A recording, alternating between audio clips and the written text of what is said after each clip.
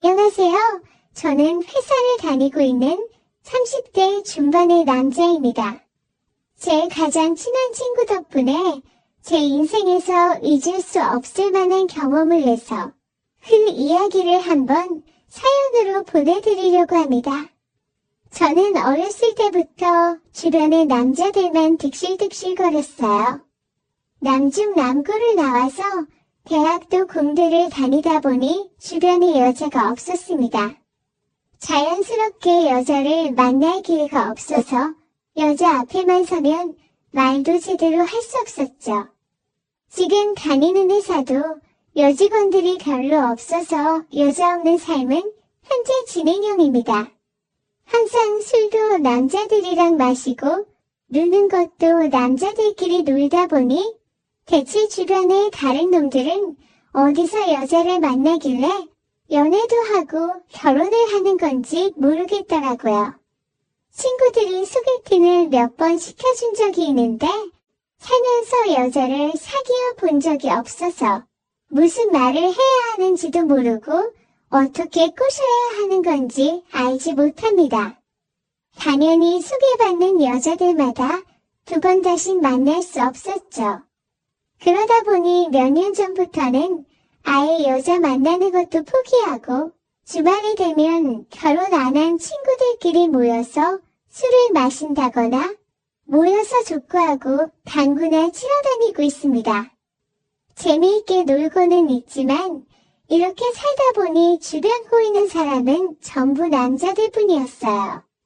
그러던 중 제가 정말 친한 친구가 주말에 낚시를 하러 가자고 하는 겁니다. 이 친구는 저처럼 총각은 아니었고 결혼한 지 얼마 안 된 신혼인데 낚시를 하러 가자고 하길래 이상하다 생각했어요. 저는 사실 낚시도 별로 좋아하지 않고 해본 적도 거의 없었기 때문에 거절했는데 그 친구가 딱 한 번만 가자면서 모처럼 밖에 나가서 고기도 구워 먹고 술 마시며 놀다가 오면 된다고 하길래 속는 셈 치고 한번 따라가기로 했습니다.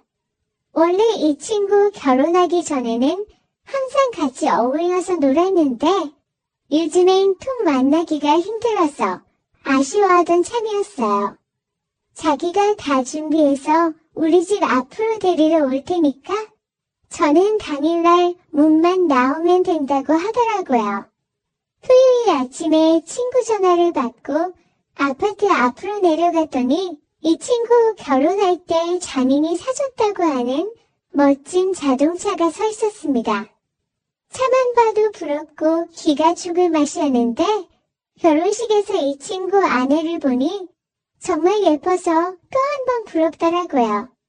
아무튼 친구 차에 올라타서 한참 들뜬 마음으로 출발을 하려 했는데 뒷자리에 생각지도 못한 여자가 앉아 있었어요. 깜짝 놀라서 누구냐고 물었더니 와이프라고 하더라고요. 원래 재수씨가 주말에 약속이 있어서 친구가 저랑 낚시 약속을 잡은 것이었는데 어제 갑자기 약속이 깨지면서 자기도 낚시 따라가겠다고 나서는 바람에 이렇게 됐다는 겁니다. 그 대신에 오기 전에 마트 들러서 장도 다 받고 저는 그냥 몸만 가서 술 마시고 놀다가 오면 되니까 너무 불편해하지 말라고 했어요. 사실 제가 여자 앞에만 서면 당황하고 떨리지만 친구의 아내인데 그런 마음을 갖겠습니까? 그냥 크게 신경 안 쓰고 가서 즐겁게 놀다가 오면 되겠다는 생각이었습니다. 재수씨는 짧은 반바지에 몸에 딱 달라붙는 나시티를 입고 있었어요. 낚시를 하러 가는데 좋은 복장은 아니어서 어떻게 저렇게 입고 나왔을까 싶었습니다. 결혼식 하는 날 봤을 때도 진짜 남다른 외모였지만 이렇게 사석에서 보니 더 예쁘더라고요. 저와는 이렇게 만나는 건 처음이나 마찬가지라서 서로 어색했어요. 그래도 차 안에서 인사도 나누고 조금씩 이야기를 하면서 가다 보니 점차 서로가 편하게 대화할 수 있었습니다. 차는 계속 달려서 고속도로를 벗어나 시골길을 달리고 있었고 점점 인적도 드문 산골짜기로 들어가길래 낚시터를 무슨 이런 곳으로 가는 건가 싶었어요. 친구는 자기가 잘 알아둔 포인트가 있다면서 아직 소문도 별로 안 났고 우리끼리 조용하게 놀다가 올 수 있다면서 자신만만하더라고요. 한참을 달려서 도착한 낚시터는 친구 말대로 아무런 인적이 없었습니다. 시간은 오후 1시가 넘었고 그때부터 부랴부랴 짐도 내리고 힌트도 치고 준비를 하기 시작했어요. 아침부터 다들 굶고 여기까지 온 거라서 배가 상당히 고팠습니다. 일단 대충 세팅하고 고기 구워서 밥부터 먹을 생각으로 준비를 하기 시작했어요. 남자들은 텐트 치고 재수씨는 밥 먹기 위해서 식사 준비를 했습니다. 날은 덥고 힘들었지만 모처럼 야외에 나와서 땀 흘리고 있으니 기분 좋더라고요. 어느 정도 텐트 치고 세팅이 끝나니까 친구가 차에 있는 모든 낚시짐을 내려서 풀기 시작했고 얼마 지나지 않아서 머리를 감싸주며 소리를 질렀습니다. 알고 봤더니 낚시도구는 다 가져오고 미끼를 안 가져왔더라고요. 더 늦기 전에 자기가 가까운 시내 나가서 사온다면서 뒤도 안 돌아보고 차 끌고 나가버렸어요. 갑자기 재수씨랑 둘이 남게 되니까 어색한 공기가 흘렀습니다. 시간은 하염없이 흐르고 1시간도 넘게 기다려도 친구 놈은 돌아오지 않았어요. 어차피 낚시도 못하고 할 게 없는데 시간이 너무 늦어지니 배가 너무 고팠습니다. 재수씨가 먼저 저보고 식사하면서 기다리자고 해서 고기 구워서 밥을 먹었어요. 둘 다 배가 너무 고팠던지라 고기는 완전 꿀맛이었습니다. 이런 데까지 와서 고기를 구워 먹는데 술이 빠질 수도 없어서 맥주도 마셨어요. 제 여자는 아니지만 예쁜 재수씨와 이런 시간을 보내고 있으니 행복했습니다. 여자친구가 생긴다면 이런 기분일까 싶더라고요. 나이는 저보다 어렸지만 말도 잘 통하고 편했습니다. 어색한 기분을 떨쳐버리려고 둘 다 술을 많이 마시기 시작했더니 점점 분위기도 좋아지고 그녀도 저를 편하게 느끼는 것 같았어요. 둘 다 살짝 술이 취해서 알딸딸해졌고 해가 지고 어둑어둑해졌는데 제 친구는 아직 돌아올 생각을 하질 않았습니다. 밤이 되니 날씨가 쌀쌀해져서 춥더라고요. 그녀와 둘이 텐트 안으로 들어가 있었는데 텐트 안쪽도 서늘했습니다. 요즘 날씨가 따뜻해서 이 정도로 추울 줄은 몰랐어요. 둘 다 이불을 덮고 있었는데 그녀가 술이 깨면서 너무 추운지 이빨까지 딱딱거리면서 추워하고 있더라고요. 이대로 두면 감기 걸리겠다 싶어서 이불 속에서 그녀를 살짝 끌어안았고 그녀가 깜짝 놀랐지만 제 품 안이 마냥 싫지만은 않은지 가만히 있었어요. 시간이 한참 더 지나서 친구가 돌아왔고 날이 너무 어두워서 낚시는 이미 하기 싫더라고요. 친구는 자기 혼자라도 밤낚시를 할 거라면서 혼자서 밖에 있었고 텐트 안에는 저와 그녀 둘이 있었습니다. 여전히 그녀는 추워서 벌벌 떨고 있었어요. 어차피 친구는 낚시하느라 정신도 없을 것 같아서 제가 재수씨를 끌어안아줬고 한참이 지나서 재수씨는 제 품 안에서 잠들었습니다. 재수씨가 잠든 걸 확인하고 제가 가지고 있던 핫팩까지 싹 다 그녀 이불 안에 넣어놓고 저는 그 옆에서 다른 이불을 덮고 잠들었습니다. 한참 자고 있었는데 새벽에 갑자기 따뜻한 느낌이라 잠에서 깨서 뒤를 돌아보니 재수씨가 제 옆에 딱 달라붙어서 저를 안고 자더라고요.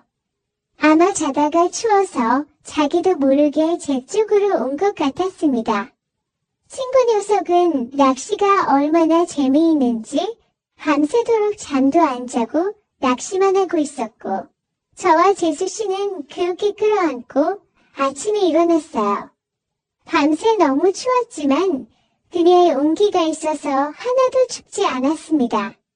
친구 녀석은 아무것도 모르고 있었고, 저희는 적당히 아침 차려서 먹고 다시 서울로 올라왔어요. 올라오는 차 안에서 왠지 저는 재수 씨랑 더 어색해져서 한마디도 제대로 하지 못했습니다. 당연한 이야기지만 그 뒤로 재수 씨를 다시 만날 수는 없었어요. 친구가 얼마 전에 다시 연락이 와서 주말에 한 번 더 낚시하러 가자고 하더라고요. 이번에도 재수 씨 데리고 올 거냐고 물었는데 저번에 낚시가 재미있었던 건지 또다시 재수 씨가 가고 싶다고 했다네요. 저도 그녀가 다시 한번 보고 싶어서 낚시를 따라가기로 했습니다. 친구에게는 미안하지만 낚시보다 그녀가 너무 보고 싶네요. 그녀도 저를 보고 싶어서 나오는 것이길 바랍니다. 제 이야기는 여기까지입니다. 끝까지 들어주셔서 정말 감사드려요. 다들 행복하시고 좋은 하루 보내세요. 저는 30대 유부남입니다. 얼마 전에 아내가 출산을 했습니다. 아내가 몸이 조금 약한 편입니다. 그래서 입덧도 심한 편이었습니다. 만삭 때도 유독 많이 힘들어했습니다. 그래서 장모님이 저희 집에 자주 오셨습니다. 장모님은 청소도 해주셨고 음식도 만들어주고 가셨습니다. 덕분에 저는 이전보다 더 잘 먹게 되었죠. 다만 한 가지 아쉬운 점이 있다면 부부관계를 할 수 없다는 점이었습니다. 임신 중에도 관계가 가능하다고 하지만 아내가 질색을 하더군요. 그리고 항상 피곤해해서 기회가 없기도 했죠. 그러다 보니 아내가 잠이 들면 휴대폰을 들고 화장실로 향했습니다. 그곳에서 혼자 욕구를 풀곤 했지요. 그러다 아내의 출산일이 가까워지자 장모님이 아예 저희 집으로 오셨습니다. 장모님은 정말 열심히 집안일을 해주셨습니다. 덕분에 아내와 둘이 살 때보다 집안이 더욱 깨끗해졌고 먹는 것도 더욱 풍족해졌습니다. 저는 고맙고 죄송한 마음이었습니다. 그래서 매달 장모님께 용돈도 두둑히 챙겨드렸죠. 아내도 장모님과 있으니 엄청 편해하더군요. 장모님은 출산 이후에도 애를 봐주시겠다고 했습니다. 저는 안 그래도 된다고 말을 했지만 아내가 적극 찬성을 하더군요. 결국 매달 얼마씩 돈을 드리기로 하고 장모님이 도와주시기로 결정을 했습니다. 장인어른도 안 계시니 별다른 걸림돌도 없었죠.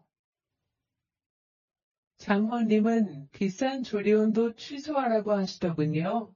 하지만 아내는 조리원을 강력하게 원했습니다. 조리원에 대한 기대감이 있는 것 같았습니다. 결국 아내는 조리원에서 2주를 보내기로 했습니다. 그리고 집으로 와서는 장모님이 도와주시기로 했죠.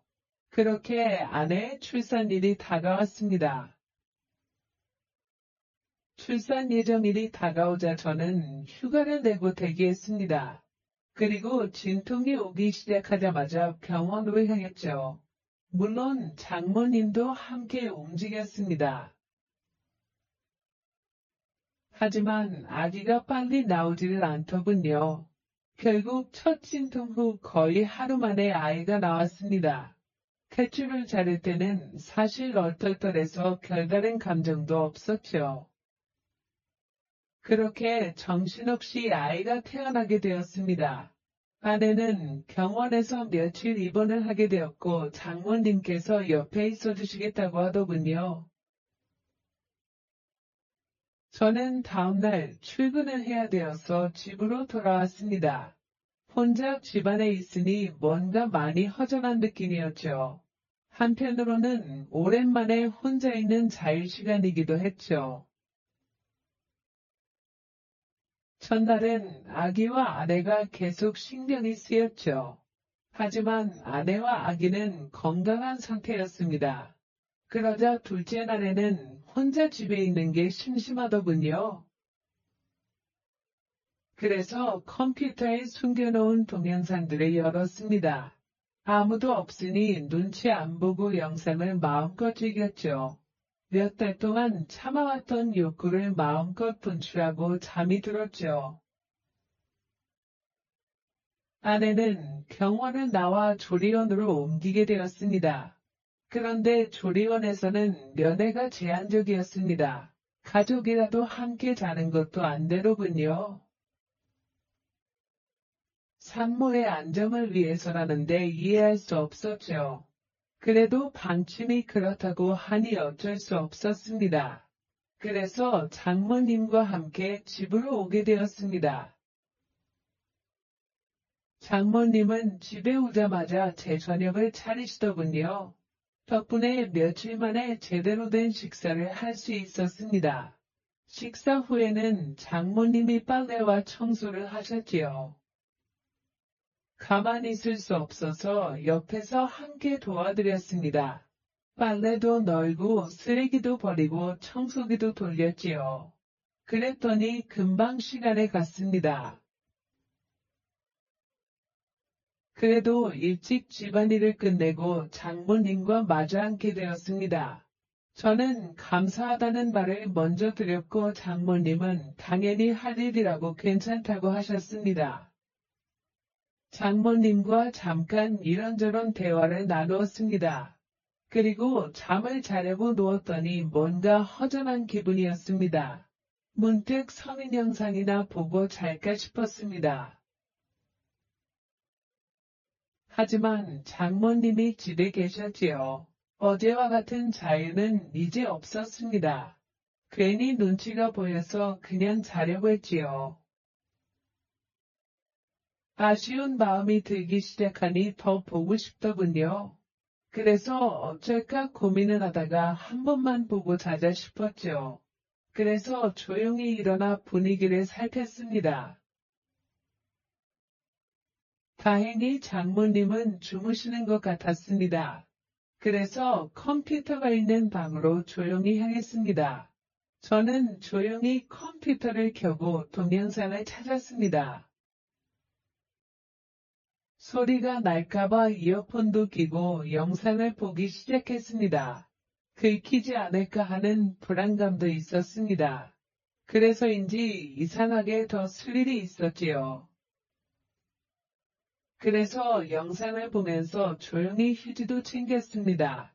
영상은 뻔한 내용이지만 볼 때마다 상상력을 자극했습니다. 몰래 봐서 그런지 그날따라 더욱 집중해서 영상을 보게 되었죠. 조용히 영상에 집중을 하면서 키슈를 챙겼죠. 그런데 클라이막스에 이르렀을 때 인기척이 느껴졌습니다. 장모님이 문을 조용히 열어보신 것이었죠. 그때 마침 저는 마지막 과정을 하는 중이었습니다. 그리고 그 모습을 그대로 장모님께 보여버렸죠. 장모님도 그 모습을 보시고는 순간 기명을 지르셨습니다. 저는 황급히 바지를 올리며 몸을 숨겼습니다. 하지만 이미 모든 걸 보여버린 이유였죠. 그 순간에는 식은땀이 흐르더군요. 설마 장모님이 다시 일어나실 줄은 몰랐죠. 문을 잠그지 않은 것도 후회가 되었습니다. 앞으로 장모님을 어떻게 봐야 하나 싶었죠. 다음날 아침에 일찍 일어나 몰래 출근을 할 생각이었습니다. 그런데 장모님이 이미 일어나 계시더군요. 그리고 제게 잠깐 기다리라시며 식사를 차려주셨습니다. 장모님도 제 눈을 똑바로 못 보시더군요. 정신없이 후다닥 밥을 먹고는 출근을 했습니다. 정말 머릿속이 하얗게 변하더군요. 하지만 장모님을 피할 수는 없었죠. 퇴근하고 조리원에서 아리와 아내를 보았습니다. 그리고 장모님을 모시고 집으로 오게 되었죠. 차 안에서 어떤 말도 꺼낼 수 없었는데 장모님이 먼저 말을 꺼내셨습니다. 어제는 너무 놀라서 미안하다는 말을 못했다고 하셨죠. 저는 오히려 제가 죄송하다고 말을 했습니다. 그러자 장모님은 남자가 그럴 수도 있다고 하셨죠. 그러면서 아내와 자주 관계를 하는지 모르시더군요. 저는 솔직히 아내가 저를 거부한 지 제법 되었다고 했습니다. 장모님은 여자가 임신하면 그게 싫을 수 있다며 이해를 좀 해주라고 하셨습니다. 조금 전까지는 어떻게 장모님을 봐야 하나 싶었는데 한번 이야기를 시작하니 술술말이 나오더군요. 은밀한 이야기까지 모두 장모님께 털어놓기 시작했습니다. 그리고 집으로 돌아왔을 때 장모님께서 먼저 술을 꺼내시더군요. 한잔하면서 이야기를 하자고 하셨죠. 장모님은 저의 욕구불만을 이해해 주셨습니다. 그래도 바람을 피지는 말라고 하시더군요. 아내도 몸을 회복하면 관계를 거부하지 않을 거라고 하셨죠. 혹시나 계속 관계를 거부하면 어쩌냐고 말씀드렸더니 요즘은 상담센터도 잘 되어 있으니 상담도 받아보라고 하셨습니다. 리스가 된 부부들이 상담을 많이 받는다고 하시더군요. 참기 힘들면 지금처럼 영상 보면서 푸라고 하시더군요. 원하면 잠깐 자리를 비워주시겠다고도 하셨습니다. 하지만 저는 괜찮다고 말씀드리고는 술을 마셨습니다. 허락을 받았다고 해서 장모님이 있는데 쉽게 할 수 있는 일은 아니었으니까요. 오히려 장모님이 알고 있다 생각하니 더 부끄럽더군요. 담담하게 상담을 받듯 대화를 나눴지만 사실 속으로는 엄청 쑥스러웠습니다. 그리고 어제 봤던 영상들이 자꾸 떠올랐죠. 자연스럽게 장모님과 영상에서 봤던 배우가 겹쳐졌죠. 장모님도 혼자가 되시고 오래 직장 생활을 하신 분입니다. 나이 뒤에 관리를 잘하신 분이었죠.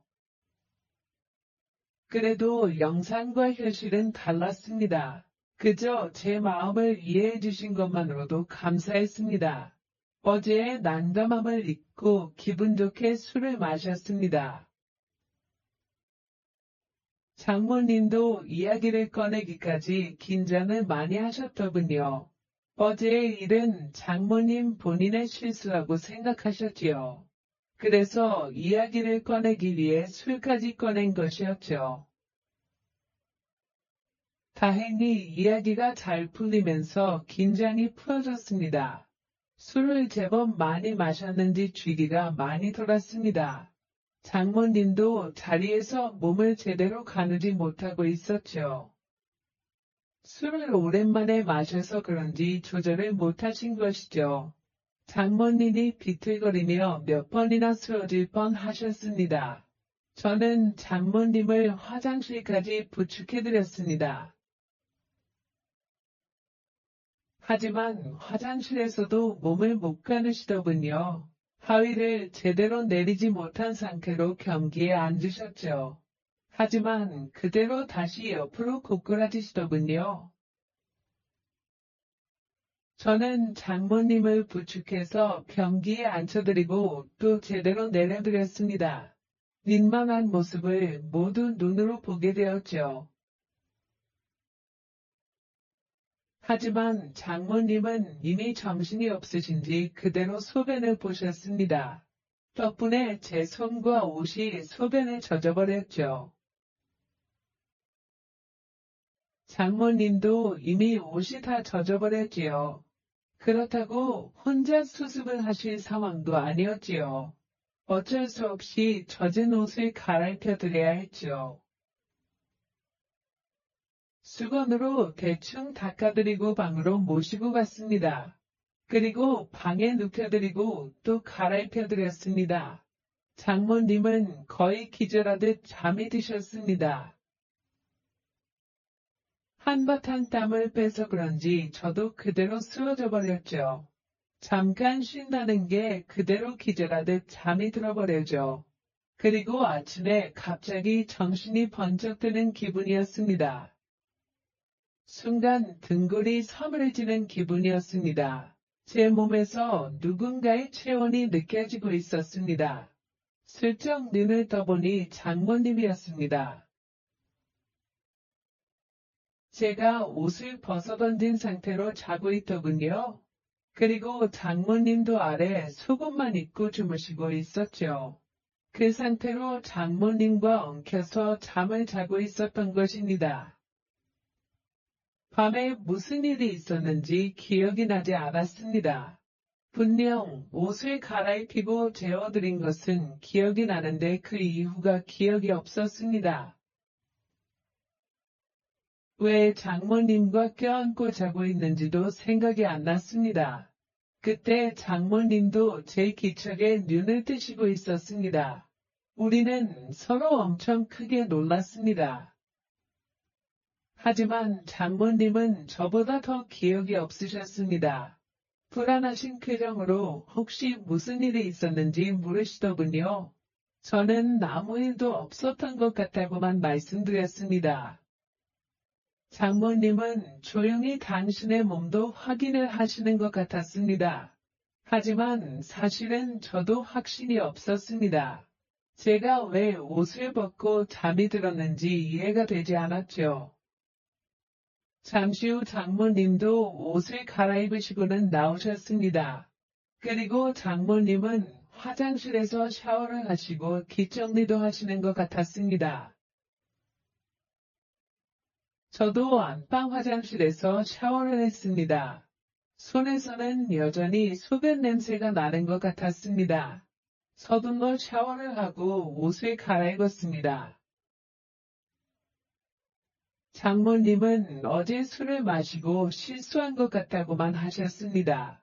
화장실에서 어제의 흔적을 보신 것 같았습니다. 우리 둘 다 술이 너무 취했었다고 결론을 내렸습니다. 어제의 일에 대해서는 서로 그렇게 정리를 했지요. 하지만 여전히 미묘한 어색함은 남아있습니다.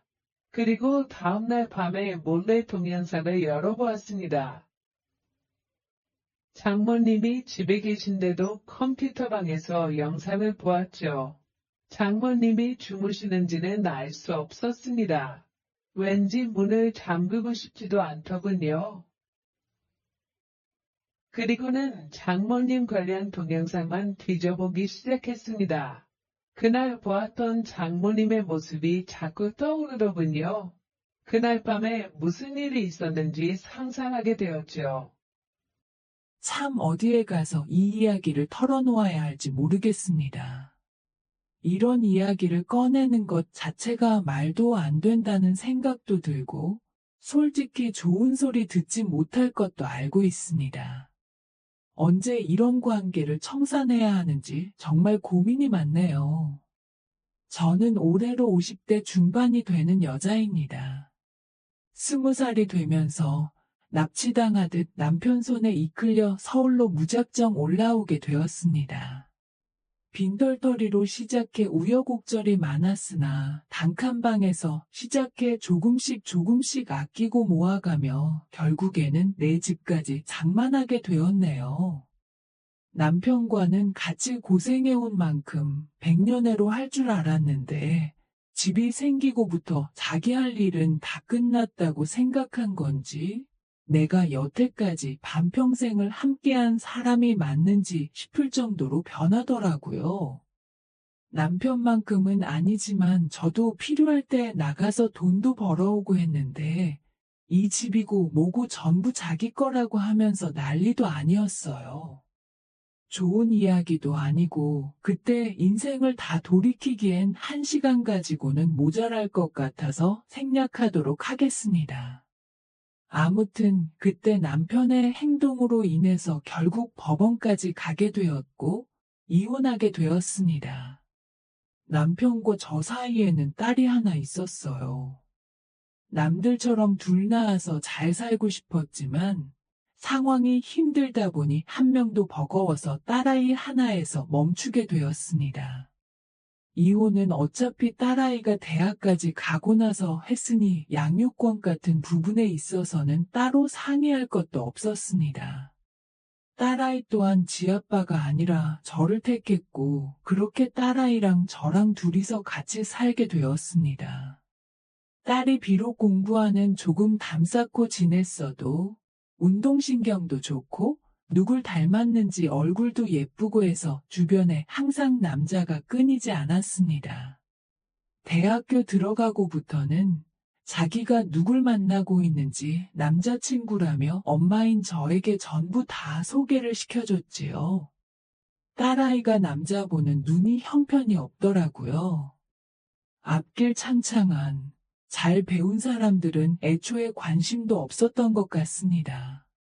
저도 대학을 나오지 않았으니 대학이 인생의 전부라고 생각하지는 않아요. 대학교 나오지 않아도 열심히 잘 사는 사람들 많은데 딸이 연애한답시고 골라오는 남자들은 하나같이 왜 그 모양인지 싶더군요. 문신 같은 건 대체 어디서 하는지 그나마 남자친구라고 데려온 사람 중에 마음에 차는 사람들 몇 명은 그나마도 문신이 옷에 가려져서 있는지 없는지도 모르는 사람들이었습니다. 그래도 어린 나이니 결혼까진 하지 않겠지 싶었는데 다행인 건지 불행인 건지 작은 일에도 쉽게 실증을 내는 딸아이는 남자친구한테도 쉽게 실증을 내더라고요. 문제는 우리 딸이 다른 건 다 쉬어도 연애만큼은 쉬는 적이 없었어요. 어제 남자친구라고 저한테 누굴 소개하면 다음날에 다른 남자가 또 남자친구라며 저한테 소개하는 적도 있었습니다. 모두 몇 명이었는지 물어보신다면 제 기억에 남는 사람들만 더해도 제 손과 발을 다 합쳐도 헤아릴 수 없을 정도로 많았습니다.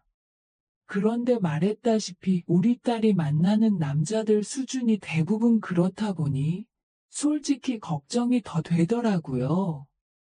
연애야 자유롭게 할 수 있지만 그래도 결혼만큼은 안정적인 직장을 가진 사람이랑 하거나 적어도 해코지만큼은 하지 않을 만한 사람을 만났으면 싶었거든요.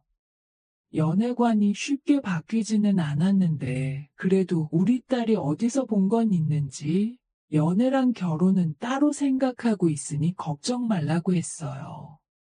따로 취직도 안 하고 그러고 있는데 이번에는 남자친구가 아니라 결혼 상대를 소개시켜준다고 저를 불러내더라고요. 일도 안 하고 어디서 저런 사람을 물어왔는지 여태껏 소개받은 사람들하고는 전혀 다르게 멀쩡한 사람이었습니다. 정신머리도 똑바로 박혀있는 듯 했고 직장도 제법 이름 있는 대기업을 다니고 있는 사람이었어요. 당연히 문신도 없었고 말입니다. 그동안 딸이 어떤 남자들만 골라서 만나왔는지 알고 있었기 때문에 결혼 상대라고 데려온 사위를 처음 봤을 때는 안도감도 들고 한편으로 너무 기쁘기까지 했습니다. 다만 문제가 있었으니 사위가 직장도 안정적이고 다 좋지만 따로 가족이 없는 사람이었어요. 스스로의 힘만으로 저렇게 성공했으니 높이 쳐줄 부분이 있는 건 인정하지만 결혼하기에 당장 직장 말고는 아무것도 없었답니다. 그나마 다행인 건 그동안 학자금 대출이며 이래저래 빚이 많았는데 그건 이미 다 갚고 없다는 사실이었지요. 대신 결혼을 하게 되면 당장 지낼 곳이 없다고 하는 거였어요. 그래서 결국 저희 집에서 처가살이를 할 수 있게 배려를 해줬습니다. 사위가 힘들게 자라왔지만 예의가 참 바르더라고요. 사실 제가 집을 팔아서라도 살 곳을 마련해주는 방법도 있었겠지만, 사위는 처가살이 하는데 싫은 내색 따로 하지 않고 같이 사는 동안도 저한테도 참 잘했어요. 자기한테 없던 부모나 마찬가지라며 그만큼 저에게 효도하겠다더군요. 이렇게 좋은 남자를 만날 줄 알면서 딸아이는 그동안 뭐하러 그런 놈들을 만나온 건지 싶었습니다. 아무튼 딸아이도 결혼을 했고, 집에서 나간다면 조금 외로웠겠지만, 처가살이를 하게 되면서 제 품에 끼고 살게 되니 그거 하나만은 좋더군요. 거기에 사위가 저한테 점수 따겠다고, 집안일도 힘써야 하는 일들이나, 설거지 같은 건 알아서 척척하기 때문에 저도 많이 편해졌습니다. 남편과는 그렇게 헤어지게 되었지만, 그래도 지금 상황이 주변에 자랑하고 다닐 만한 정도라는 생각이 들었고, 딸내외가 내 집에 들어와 살며 있는 동안은 정말 매일이 행복했습니다. 그 순간을 목격하기 전까지는 말이지요. 저도 동네에 아는 사람들 가게 나가서 소일거리 해주고 하면서 생활비도 벌고 하고 있었습니다. 사위가 생활비 보탠다고 얼마씩 보내주긴 했지만 그래도 언젠가는 독립해서 나가야 할 텐데 무작정 준다고 고맙다고 받을 게 아니라 그 돈은 제가 따로 모아주고 싶었지요. 그래서 그렇게 소일거리 하면서 생활비벌이 하면서 지내고 있었습니다. 원래는 동네에 잘 아는 사람이 다니는 공장에 가서 하루같이 일을 하고 일당을 받아오는 예정이 있어서 아침 일찍부터 나갔어요. 그런데 공장까지 도착해서는 공장 설비에 문제가 생기는 바람에 일을 시작하지도 못하고 돌아오게 되었지요. 이동하는데 이미 시간을 많이 써버려서 다른 데에 일하러 나가봤자 돈 버는 느낌도 안 들겠다 싶어서 그날은 그냥 집에 들어가서 쉬어야겠다는 생각을 했습니다. 그리고 집에 들어갔는데 딸 부부가 쓰는 방에서 딸아이가 앓는 소리가 들리더라고요.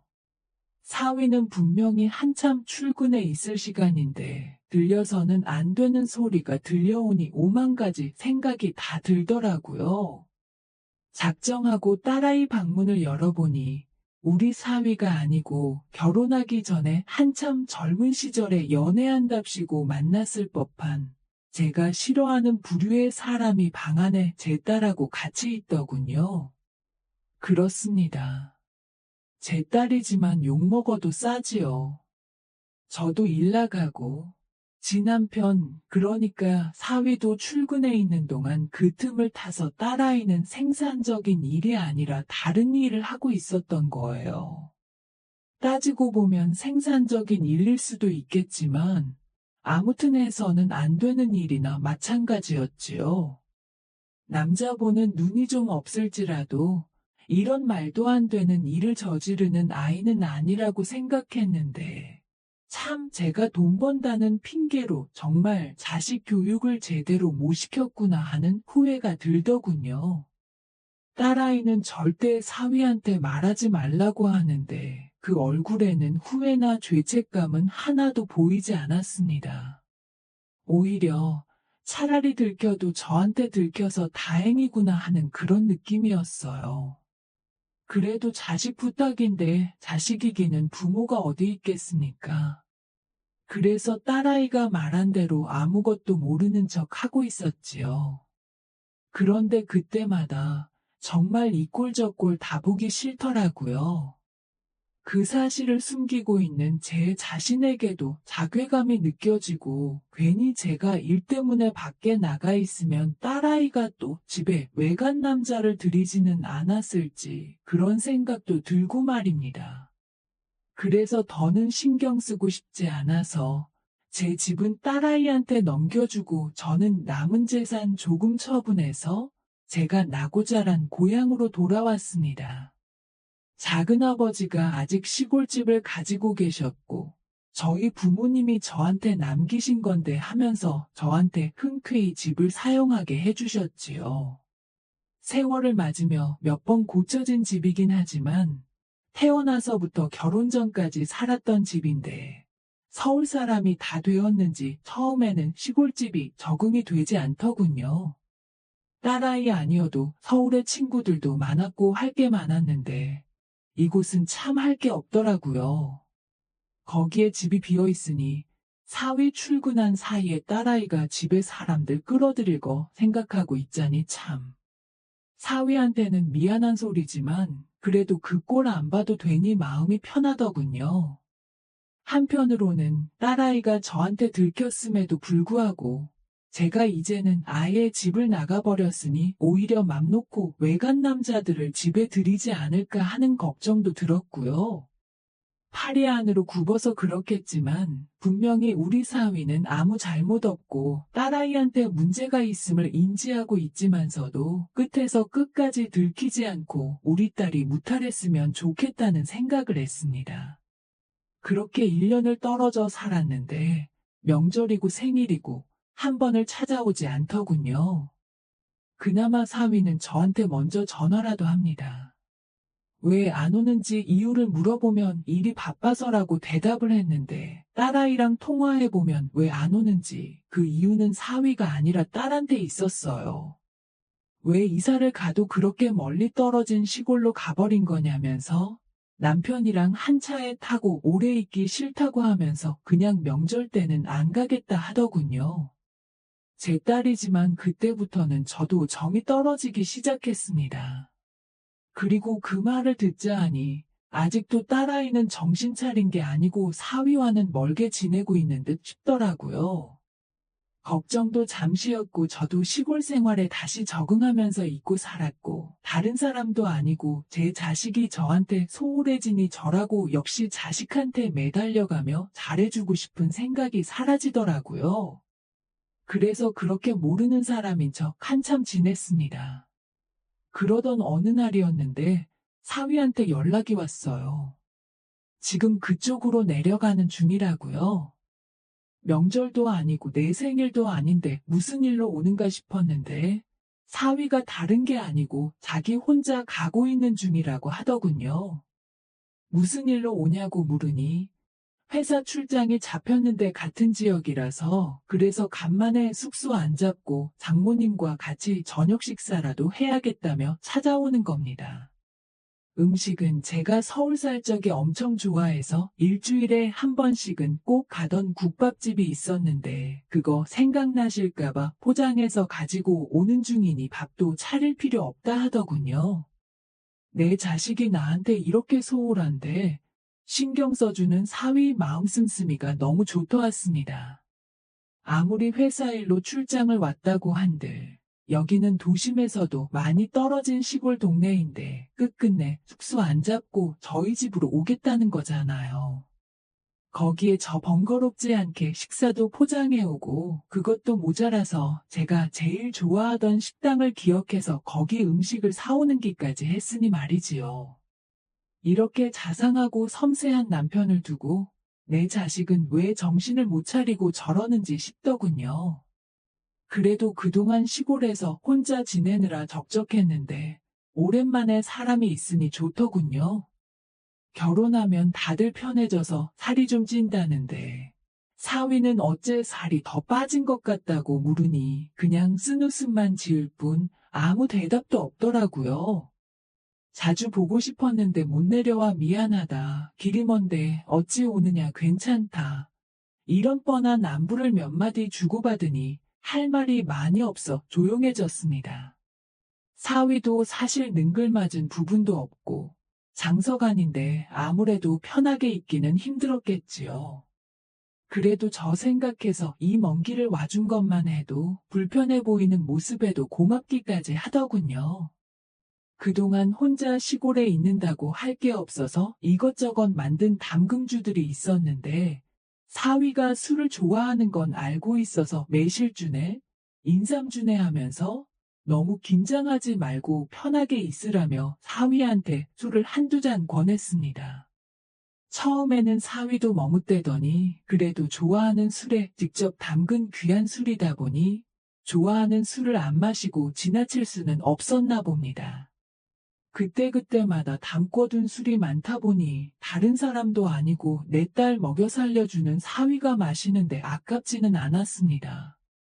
사위는 사양하면서도 계속 한 잔 한 잔 마시다 보니 어느덧 잔뜩 긴장해서 힘이 들어가 있는 모습은 온데간데 없고 슬슬 몸이 풀리는 듯 싶더라고요. 그래도 회사 일 때문에 왔는데다가 다음날 일도 봐야 할 텐데. 술이 어느 정도 들어가니 그만 마시게 해야겠더라고요.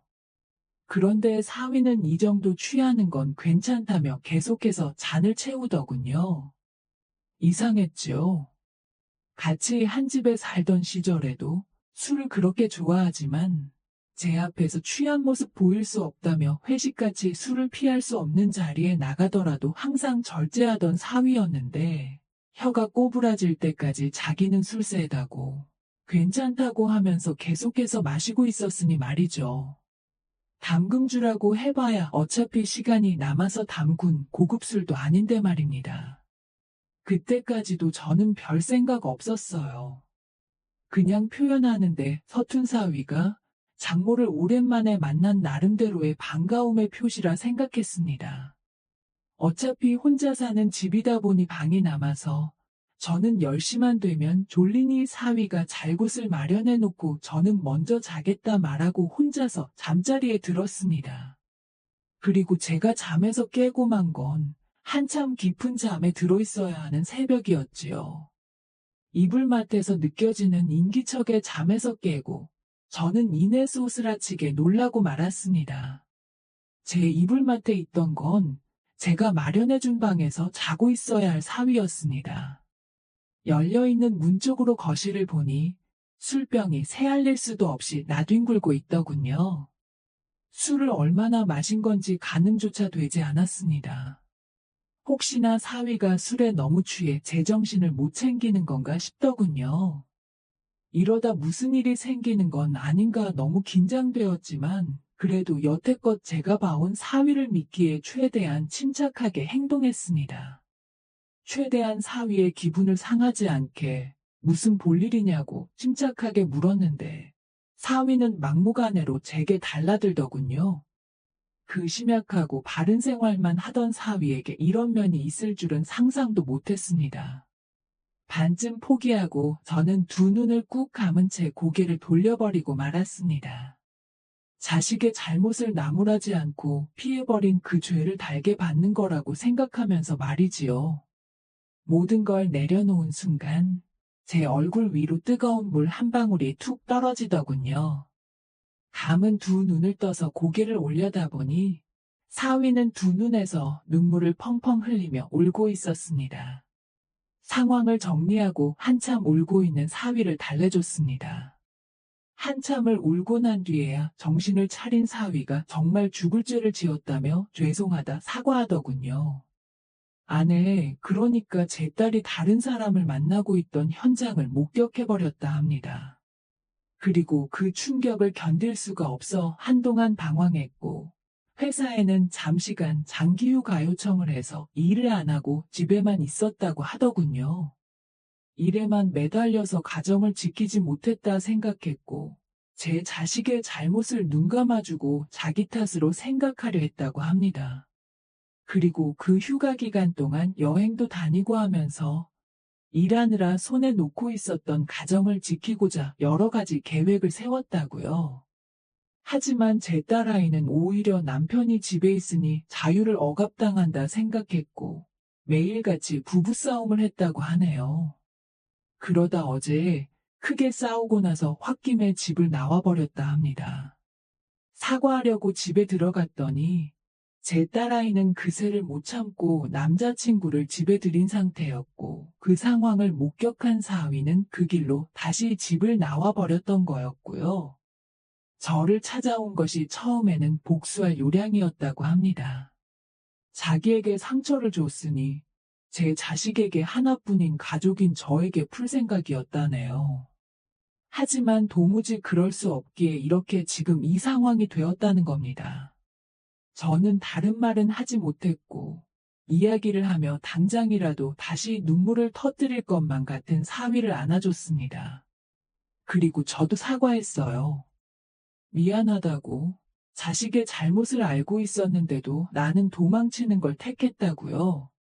나에겐 부모 자격이 없으니 이런 일을 당해도 싸다 했습니다. 그렇게 한참 동안 둘이 부둥켜 안고 눈물을 흘렸습니다. 밤이 새도록 그렇게 저는 사위에게 뭘 해도 좋다고 허락하고 말았습니다. 다음 날 아침이 돼서 부스럭대는 소리에 일어나니 자기가 어제 난장판을 만들어 놓은 술상을 정리하고 있더군요.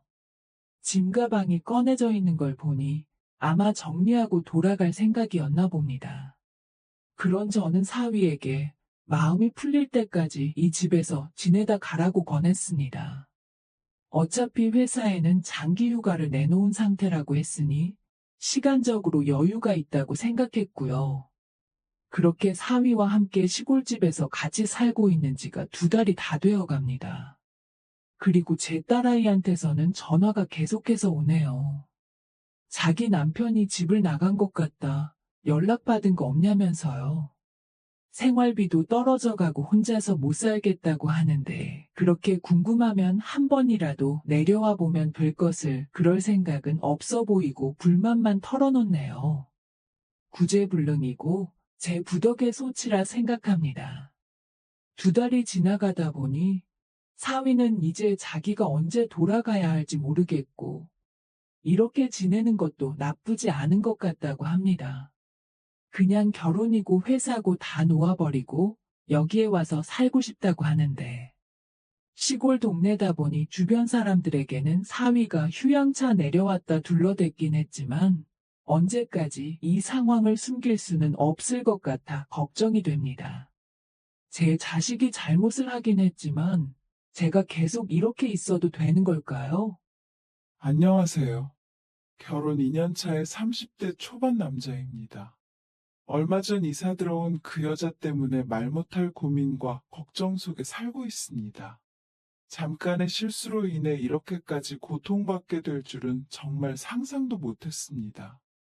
하루가 지나면 지날수록 제 상황은 단 한 개도 봐주지 않고 선을 넘으려 드는 그 여자 때문에 정말 매일같이 아슬아슬한 외줄타기를 하고 있네요.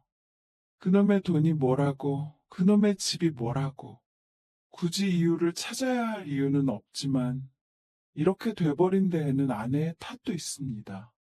어디서 집값이 떨어진다, 부동산 가치가 하락한다는 말을 듣고 와서는 아파트 같은 거 말고 일단 적당한 곳에 전세로 들어가서 상황 좀 지켜보자고 제안을 했었거든요. 괜히 비싼 돈 주고 대출까지 받아서 구했다 집값이라도 떨어지면 어쩌냐면서 말이죠. 저는 대한민국에서 아파트만한 안전자산이 어디 있겠냐고 몇 번이고 반대했습니다만 아내 고집을 꺾을 수가 없어서 들어온 집이 바로 이 집입니다. 그나마 역도 가깝고 출퇴근 거리도 괜찮은 곳에 적당한 다세대 주택이 있어서 거기다 신혼살림을 차리게 되었네요. 그 와중에 괜찮은 아파트 몇 개를 골라두기도 했지만 아내의 맹렬한 반대에 어떻게 손쓸 도리가 없었습니다. 재개발 소식이 없는 구축 아파트에 제일 집값 비쌀 때 들어가는 거라며 들어놓아 버리는데 아무튼 그 덕에 평생 아파트 아니면 살아본 적도 없는 제가 다세대 주택에 살게 되었습니다. 다른 건 몰라도 출퇴근이 가까운 거 하나만큼은 마음에 들었네요. 또 하나, 엘리베이터가 없어서 매일같이 3층을 오르내려야 했는데 그래도 그게 운동이라고 하체 힘도 단련이 되더군요. 3개월쯤 지나니 아내도 제가 평소보다 더 오래 간다며 아파트로 이사 가더라도 계단으로 계속 다니면 좋겠다는 식으로 이야기를 해왔죠. 아무튼 그렇게 결혼 생활 1년 잘 보내고 있었는데 옆집에 바로 그 문제의 여자가 이사를 들어오게 되었습니다. 아내가 주말이라고 친정에 다녀오자는 거 어떻게 설득해서 아내만 보내놓고 저는 집에서 푹 쉬고 있었죠. 벼랑간 울리는 초인종 소리에 밖에 나가보니 그 여자가 문 앞에 서 있었습니다.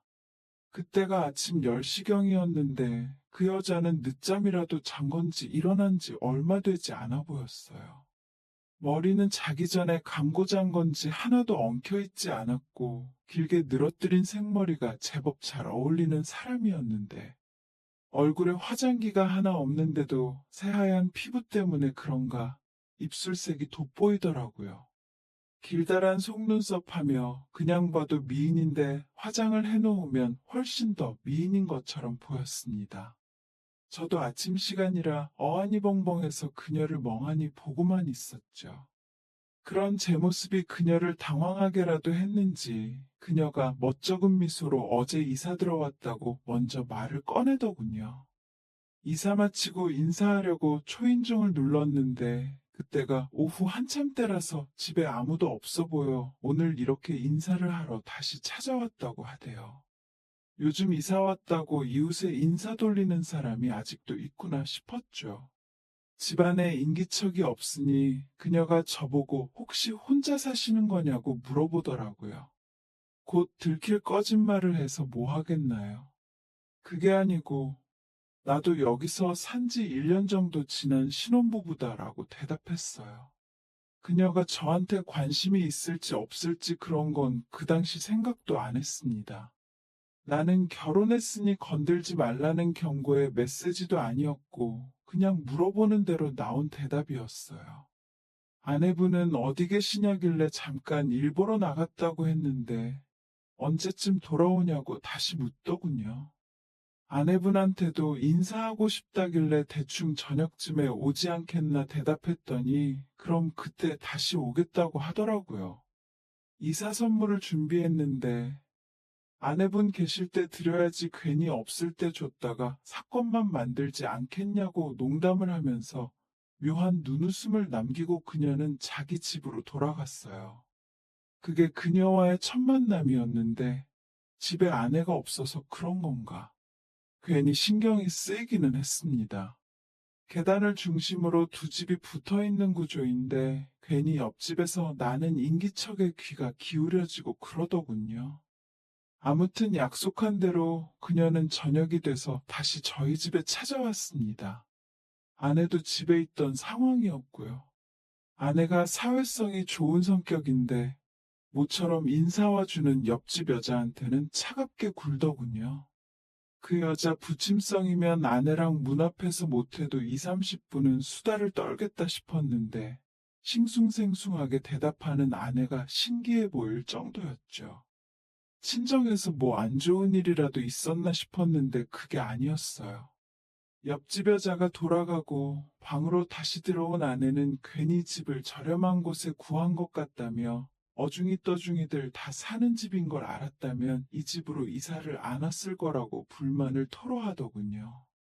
누가 우겨서 이사 온 집인데 저런 소리를 하느냐고, 내가 아파트로 들어가자고 하지 않았느냐고 한마디 할까도 했지만 그거 말 한마디 한다고 저한테 좋을 게 없으니 그냥 넘겼습니다.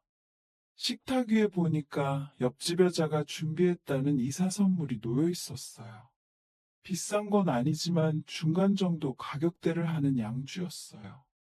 저는 개인적으로 좋아하는 편이라서 그리고 아무리 중간 정도 가격대라도 이사 선물로 돌리기에는 시루떡보다 몇 배나 비싼 건데 이런 걸 다 사왔냐고 감탄하고 있었는데 아내는 선물부터가 마음에 안 든다며 우리가 술을 마실지 안 마실지도 모르는데 저런 선물을 가져왔냐고 또 한마디 하더라고요. 술이라면 나보다 더 환장을 하는 아내가 왜 이렇게 삐딱선인가 싶었는데 여자의 촉이라고 해야 하나요? 옆집에 젊고 예쁜 여자가 이사 온 게 그렇게 마음에 안 들었나 보더군요. 저녁 식사하는 내내 아내와 나눈 대화의 화제가 바로 옆집 여자였으니 말이죠. 보통 친정 다녀오면 미주알 고주알 그날 있던 일, 장모님하고 나눈 대화까지 토시 하나 빠뜨리지 않고 해주던 아내였는데 친정 이야기는 하나도 없고 옆집 여자 외모부터 그렇게 까내리기 시작했어요. 어디에 손을 댄 게 분명하다 어쩌고 저쩌고 하면서 말입니다. 아내한테 너도 쌍꺼풀 했다고 하지 않았냐 농담 한마디 했더니 쌍수는 성형 축에도 안 낀다고 하면서 연애할 때와 결혼 생활 통틀어서 제일 크게 화를 내더군요. 덕분에 밥 먹다 말고 아내랑 대판 싸우고 아내는 다음 날인 일요일에도 옆집 여자랑 놀아라 하면서 빈정거리면서 어디를 혼자 나가버리더군요. 전날 일을 가지고 다음 날까지 성질 부리는 게 참 어이가 없었지만 뭐 오랜만에 주말 이틀을 거의 혼자서 쉬는 거나 마찬가지라서 그건 좋았습니다. 아내가 나가고 한 10분 정도 지났나 또 초인종이 눌리더군요. 뭔가 하고 나가보니 거기에 또 옆집 그 여자가 서 있었습니다. 오늘은 무슨 일이냐고 했더니 아내분이 저랑 놀라고 하는 소리를 들었다며 무슨 일이 있느냐고 묻더군요. 집이 오래되고 나란히 있는 구조다 보니 열받은 아내가 아침에 짜증 부리고 나간 그 소리가 옆집 그 여자에게까지 다 들렸나 보더라고요. 보통은 그냥 무시하고 말 텐데 이 여자는 무슨 생각이길래 그걸 직접 확인까지 해보려고 찾아왔나 싶었죠. 그래서 자초지종을 설명해줬어요. 아내가 그 여자 흉을 본 건 말하기가 좀 그랬기에 거짓말을 섞어서 말해줬죠. 아내가 양주는 잘 안 받는 스타일이라 소주만 마신다고. 그런데 못 마시는 술이 들어와서 짜증이 나 있었는데 나 혼자 마시면 되겠다고 장난치다가 그것 때문에 삐쳐서 저러는 거라고요. 그 여자가 제 말을 듣더니 피식하고 웃더군요. 또 전날 보여줬던 그 묘한 눈웃음과 함께 말이죠. 여전히 늦잠을 잔 것처럼 화장기는 하나도 없는 상태였는데 또 한편으로는 얼마나 자신이 있으면 암만 옆집이라도 화장 안 한 얼굴을 보여주나 싶었네요. 아무튼 아침부터 큰 소리 내서 미안하다고 사과하고 주말 잘 보내시라고 하고 인사를 건넸는데 그녀가 난데없이 저한테 그럴 게 아니고 아내분이 시킨 대로 오늘 자기랑 노는 거 어떠냐고 물어왔습니다. 아닌 밤중에 홍두깨 같은 소리에 놀라서 대답도 못하고 또 그녀 얼굴을 멀뚱멀뚱 쳐다만 봤네요. 또 다시 저한테 물어오더라고요. 자기가 오늘 약속도 없고 그런데 같이 시간을 보내지 않겠냐고 말이죠. 아내가 친정에 간 거면 대충 저녁 때 돼서 오는 건 알고 있는데 말도 없이 나갔다 보니 언제 올 줄 몰라서 그렇게는 못하겠다고 거절했는데 그녀가 끈덕지게 다시 물어오는 겁니다. 어디 가자고 하는 것도 아니고 그러면 자기 집에 와서 같이 TV도 보고 그러잡니다. 먹는 거야 배달시키면 그만이지 않겠냐고요. 아내분이 돌아와서 집에 없는 거 알면 전화라도 하지 않겠냐. 그럼 그때 돼서 슬쩍 들어가서 동네 PC방이라도 다녀왔다고 하면 되는 거 아니냐고 하면서 계속 저를 재촉하더라고요. 현관문 열고 닫히는 소리도 집에서 엄청 잘 들린다고. 아내분이 전화를 안 해도 집에 언제 들어왔는지는 대충 알 수 있다고 하면서 자기 집에 들어가서 놀자는데 아내랑 어이없는 일로 싸웠던 것도 생각나고 왜 그랬나 싶었지만 그 여자가 보내는 눈웃음에 저도 모르게 그럼 그러자고 대답해버렸습니다. 그렇게 그녀 집에 들어갔어요.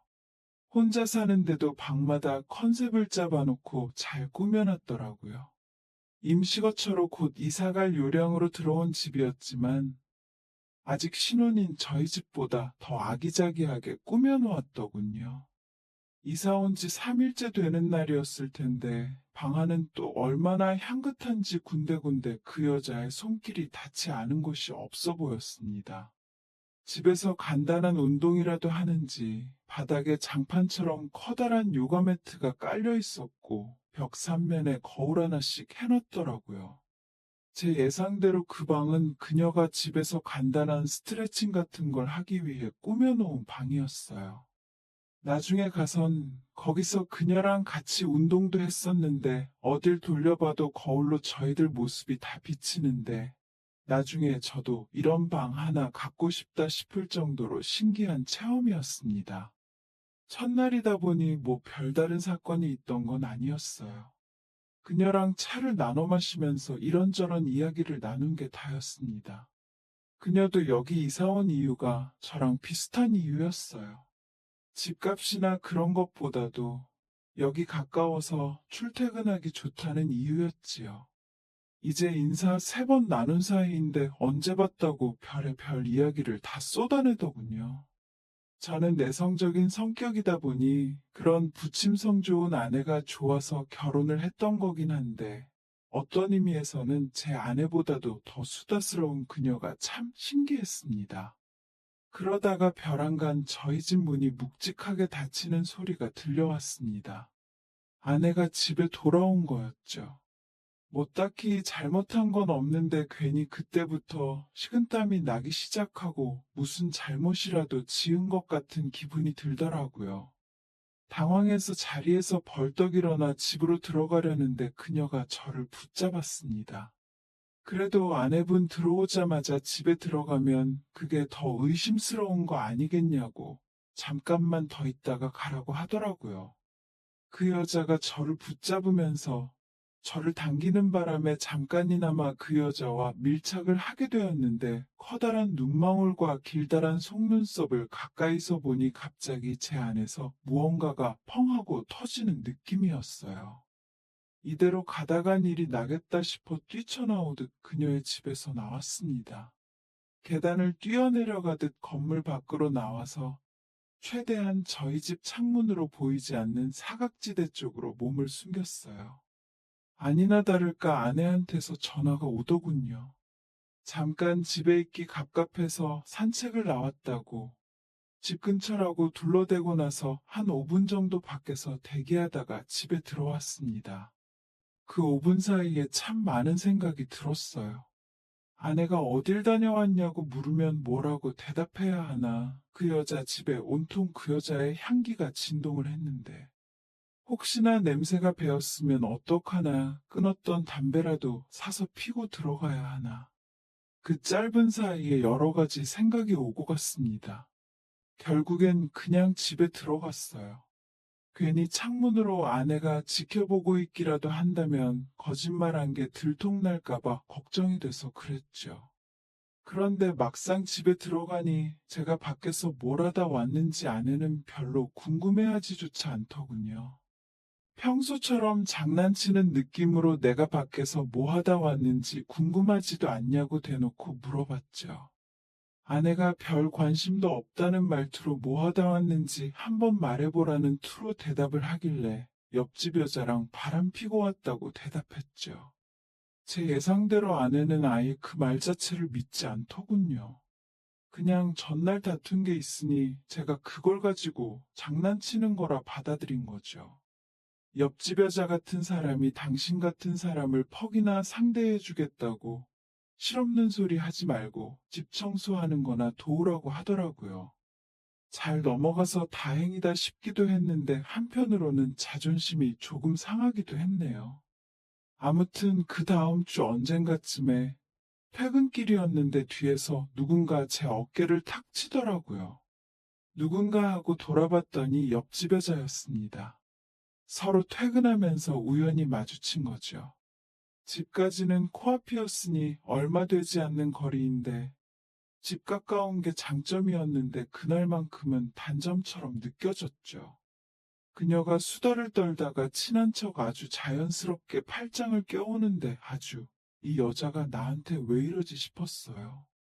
같이 있었던 그날의 아내분이 뭐라고 하시던가요? 하고 묻길래 아내가 같이 있었다는 말 하나도 안 믿고 대수롭지 않게 넘어갔었다는 말을 해줬죠. 저는 그냥 한번 웃거나 말자고 꺼낸 말이었는데 그녀가 눈을 반짝이면서 그럼 앞으로 아내분 안 계실 때는 둘이 같이 있어도 되는 거 아니냐고 하더라고요. 집이 가까워 금방 도착해버려 더 많은 이야기를 나누지는 못했습니다. 괜히 같이 들어가는 거 아내가 볼까봐 골목 어귀에서 그녀 먼저 보내버렸거든요. 저는 몇 분 더 서 있다가 집에 들어갔고요. 그런데 자꾸 그녀가 꺼낸 말이 생각나는 겁니다. 아내 없는 날에는 둘이 같이 있자던 그 말이 말이죠. 그리고 그 다음 주에 주말이 오기 전에 아내랑 또 사소한 걸 가지고 시비가 붙어서 대판 싸우는 일이 있었습니다. 아내는 또 주말 아침 일찍부터 친정가 있겠다며 나가버렸고요. 옆집 그녀가 생각나서 바로 초인종을 눌렀지만 애석하게도 아무 응답이 없었습니다. 집 안에 있으면 생활소음이 들려오는 것 같았는데 막상 곧바로 문을 두들겨 봐도 아무 반응이 없었죠. 그때는 세상의 모처럼 찾아온 기회를 날려버리는 것 같아 어찌나 아쉽던지요. 그렇게 옆집 문소리에 낮잠도 포기하고 하루 종일 집에서 대기했습니다. 이윽고 옆집에서 비밀번호 누르는 삑삑 소리가 나길래 그 길로 곧바로 밖으로 뛰쳐나갔죠. 그녀가 약속이라도 있었는지 엄청 차려입은 상태로 집에 들어가고 있었어요. 문으로 튀어나온 저를 보고 깜짝 놀라더군요. 아내분은 또 나가셨냐길래 그렇다고 대답했는데 그땐 따라 들어오라고 할 줄 알았거든요. 그런데 그 여자는 지난번에 아내분이 이 시간쯤 들어왔던 것 같다고 그러니 다음 기회에 보자며 집으로 혼자만 쏙 들어가 버리더군요. 정말 안달이 나서 미치는 줄 알았습니다. 하루 종일 기다렸는데 옆집 문턱도 못 넘어버렸으니 말이죠. 그런데 가만 생각해보니 아내가 저랑 주말 직전에 싸우면 다음날 아침 대바람부터 친정에 가버리는구나 하는 생각이 들었습니다. 그걸 깨닫고 난 뒤부터는 주말만 다가오면 아내랑 일부러 사소한 거 가지고 다투기 시작했죠. 매번은 아니지만 열에 7, 8번은 아내는 짐 싸들고 친정에 가는 시기였어요. 두 번째 기회가 찾아왔을 때 그녀는 흔쾌히 집 문을 열어주고 저를 허락해 주었죠. 몇 번 그런 식의 만남 뒤에 아내가 말했던 게 생각나서 나 같은 아저씨가 뭐가 좋아서 그러냐고 그랬더니 딱히 저를 좋아해서 그러는 건 아니라더군요. 그냥 자기는 스릴 넘치는 걸 좋아한대요. 특히나 옆집이라는 특성상 이런 만남만큼 집에서 스릴을 즐길 수 있는 게 뭐가 또 있겠냐는데 그 말을 들으니 저도 미치겠더군요. 처음엔 저도 그녀의 미모에 정신이 팔려 있었지만 언젠가부턴 아내 모르게 이렇게 옆집에 들락거리는 걸 제 스스로가 즐기기 시작한 거죠. 굳이 비유하자면 어릴 적에 무서운 옆집 아저씨 집에 초인종 누르고 도망가고 하던 그런 장난 있잖아요. 딱 그 느낌이라고 하면 적절한 설명이 아닐까 생각합니다. 아무튼 이런 식의 만남이 거의 1년 가까이 지속되어 지금이 되었습니다. 아내는 여전히 제가 옆집 여자랑 그렇고 그런다는 사실을 모르고 있었고요. 다만 바뀐 점이 하나 있습니다. 아내가 매주마다 싸우고 친정에 하도 들락거리다 보니 처가에서 장인 장모님도 걱정이 많으셨나 봐요. 제가 일부러 다툼을 키운 건데도 불구하고 장인 장모님은 아내한테 성질 좀 죽이고 살라고 하셨답니다. 아내도 그것 때문에 혼자 고민 많이 하고 관련된 책도 읽어보고 강연도 다녀보고 하다가 앞으론 무슨 일이 있어도 저를 이해해주고 싸우지 않기로 결심을 했다는 겁니다. 당연한 소리겠지만 그 뒤로 아내가 처가에 가는 날도 없어졌죠. 아내는 전없이 너그러워졌고 저한테 잘하게 되긴 했는데 옆집 여자 때문에 요즘 하루하루를 살얼음판 위를 걷고 있는 기분입니다. 하루는 퇴근길에 지하철역에서 저를 기다리고 있더군요. 요즘 통 보기 힘들다고요. 스릴을 즐기는 것도 좋지만 지금은 그런 스릴을 찾을 상황이 아니라고 조금만 참아달라고 했습니다. 그 여자도 분명히 알겠다고 참고 기다리겠다고 했는데 이제는 더는 못 참겠답니다. 10분이라도 좋으니까 산책 간다고 둘러대고 나오래요. 자기도 공범이다 보니 제가 거절한다 해도 아내한테 그동안 있던 일을 전부 발설해버린다던가 하지는 않을 것 같아 이러지 말라고 강하게 한마디 하고 무시하고 지냈는데 그 뒤로 며칠이 지난 뒤에 퇴근하고 들어오니 그 여자가 저희 집에 들어와 있더군요. 집에 뭐 벌레가 나왔대나 어쨌대나 해서 집에 있던 아내한테 잠깐 피신해 있어도 되냐고 사정사정을 했다는 거죠. 이사 처음 왔을 때 인사하는 것 이후로는 처음 말을 나눠보는 척 연기하느라 아주 진땀을 뺐습니다. 이게 다가 아니라 이제 진짜 문제는 또 이 여자가 아내랑 생각보다 죽이 잘 맞는다는 거였어요. 이젠 둘이서 친해져가지고 매일같이 저희 집에 찾아옵니다. 심지어 혼자 산다고 밥도 잘 못 챙겨 먹지 않느냐며 저녁밥까지 챙겨주고요. 아내가 잠깐 등이라도 돌리면 그때마다 저한테 눈으로 알 수 없는 신호를 자꾸 보내오기 시작했고, 그 신호를 보내는 행동이 이젠 날이 갈수록 과감해져서 이젠 정말 아내가 눈치채게 될까봐 두렵습니다. 한 번은 옆집 그녀에게 단도직입적으로 물어본 적도 있어요. 제발 그만해달라고 말이죠. 하지만 그 여자는 듣지 않습니다. 스릴을 즐기고 싶다 이거죠. 주말에 아내가 아예 친정 내려가서 집에 없을 때보다 이 편이 훨씬 더 재밌다고, 이 재미있는 걸 어떻게 그만두냐며 무서운 미소로 웃네요. 정말이지, 이제는 너무 걱정입니다. 어떻게 좋게 해결할 방법이 없을까요? 오히려 제가 살려달라고 한마디 할 때마다 한 발자국씩 더 가까이 선을 넘으려는 것 같아 어떻게 해야 할지 도무지 감도 안 잡힙니다. 오늘의 사연은 여기까지네요. 긴 사연 끝까지 들어주셔서 감사합니다.